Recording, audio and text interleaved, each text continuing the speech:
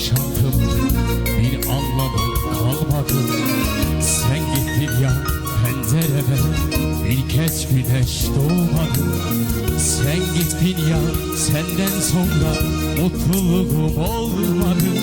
Senle geçen günlerimin değerini bilmedim. Sen gittin ya, yaşantımın bir anlamı kalmadı.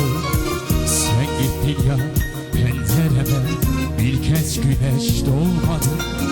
Sen gittin ya, senden sonra mutluluğum olmadı. Senle geçen günlerimin değerini bilmedim.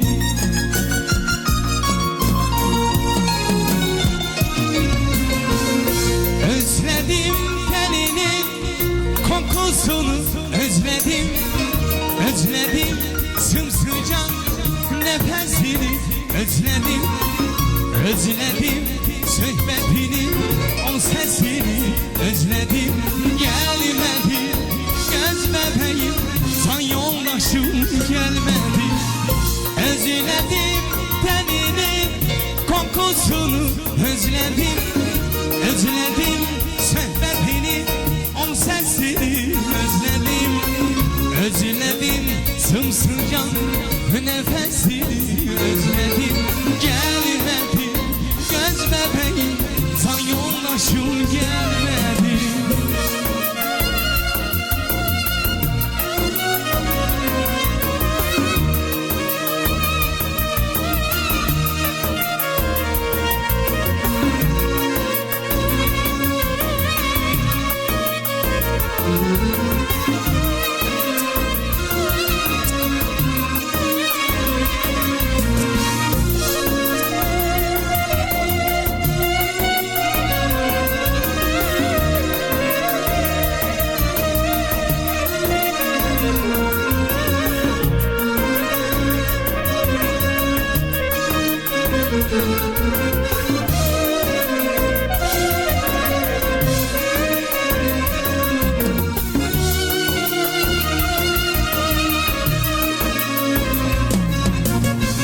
Sen gittin ya, yaşantım bir anlamı kalmadı.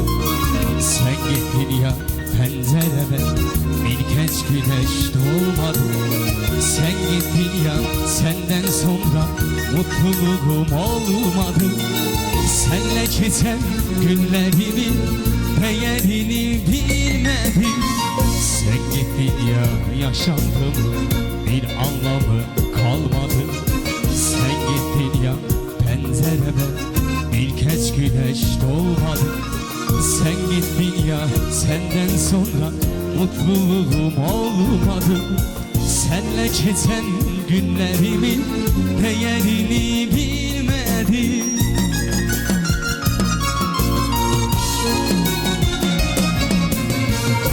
Özledim teninin kokusunu, özledim, özledim sımsıcak nefesini, özledim, özledim sohbetini, o sesini, özledim.